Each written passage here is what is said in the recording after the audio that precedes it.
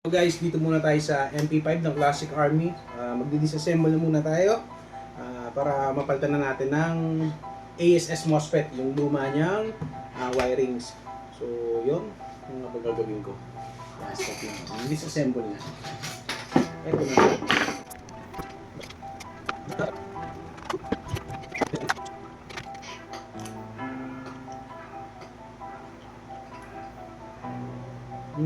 Classic Army 23,000 milliamperes. Milliamperes, sorry. 23,000 RPM motor. Hindi yung guys, good evening. Yon, so ito na yung gearbox shell ng MP5 ng Classic Army. So installed na ASS MOSFET.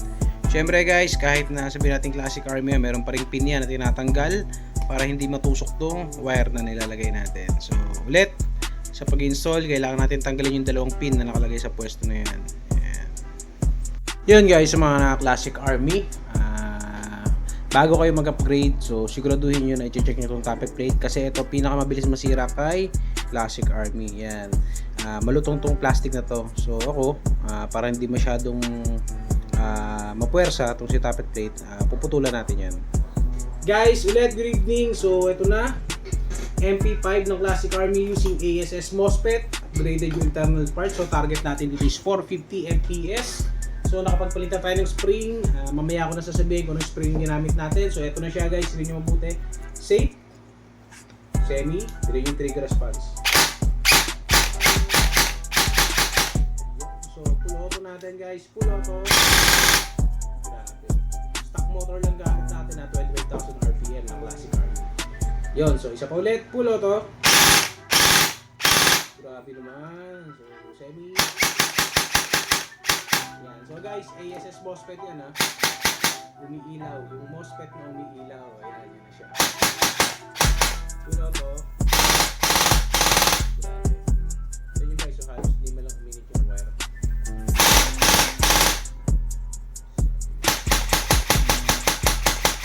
Nice.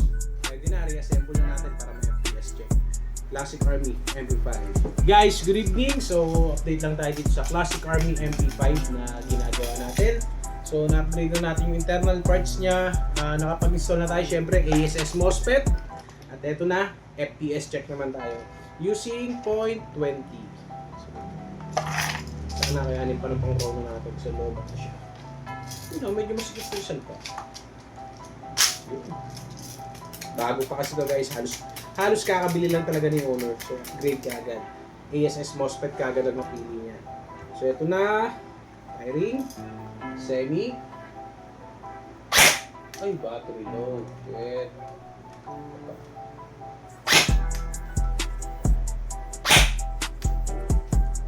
Port. Ay, nako. Wala ba tayong battery dyan extra? Cut.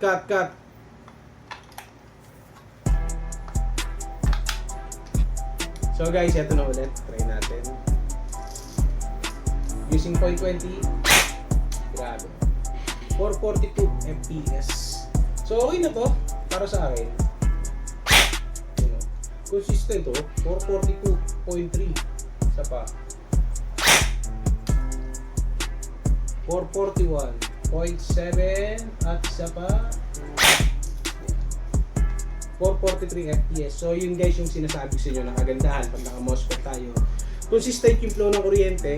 So nagiging consistent din yung FPS ng mga airsoft rifle natin. So ito naman, pakita natin yung full auto. Pakinggan nyo na lang yung rate of fire guys, hindi ko na mapihit yung camera. Full auto. Grabe. Kita nyo naman yung putok niya. Stock motor lang yan ha. Ano lang to? 25,000 RPM lang. Pero tignan nyo, para tayo naka high speed oh. Grabe oh. So nag-speed lang siya kasi magazine. Halos paubos na yung bala. Maliit kasi ang capacity ng mga gantong MP5. So kailangan magdagdag tayo ng effort sa pagkakamoto. Isa pa. Full auto. Grabe. Semi.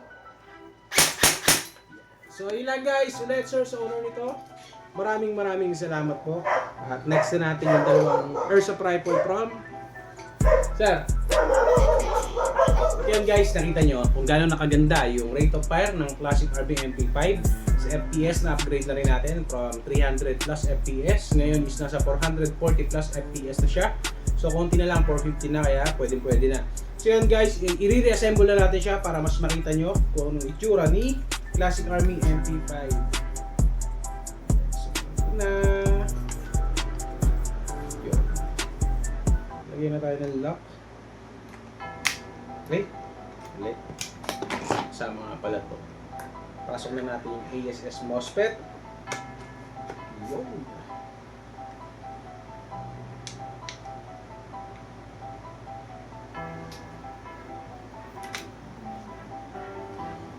Next, yung handguard.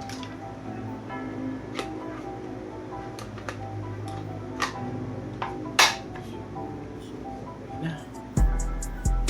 Nalo na. Yun!